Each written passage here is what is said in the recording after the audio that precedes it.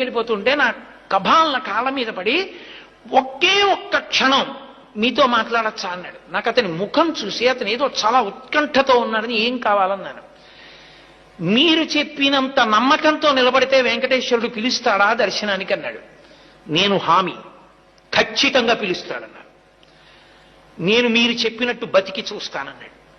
అతను ఒక 6-7 నెలలు పరమ ధార్మికంగా చక్కటి జీవనం చేశాడు. అతనికి తెలిసినట్టు తెలిసిండి వెంకటాచలం కొండ మీదకి వచ్చాడు. అతను వచ్చినట్లు నాకు తెలియదు. అతను కొండ మీదకి వచ్చి నాకు ఫోన్ చేశాడు. ఏమని ఫోన్ చేశాడంటే, నేను కొండ మీదకి వచ్చాను, మహాలఘు దర్శనం జరుగుతోంది, నిన్ను నమ్మి ధర్మాన్ని పట్టుకున్నాను, గురువుగారు చెప్పారు ధర్మం పట్టుకుంటే నువ్వు దగ్గరికి తీసుకుంటా ఉన్నారు, నన్ను కూడా తోసేస్తారా, నన్ను దగ్గరికి రానివ్వవా, నువ్వు నన్ను దగ్గరికి రానివ్వకపోతే ఇక నా శేష జీవితంలో ధర్మం పట్టుకోను,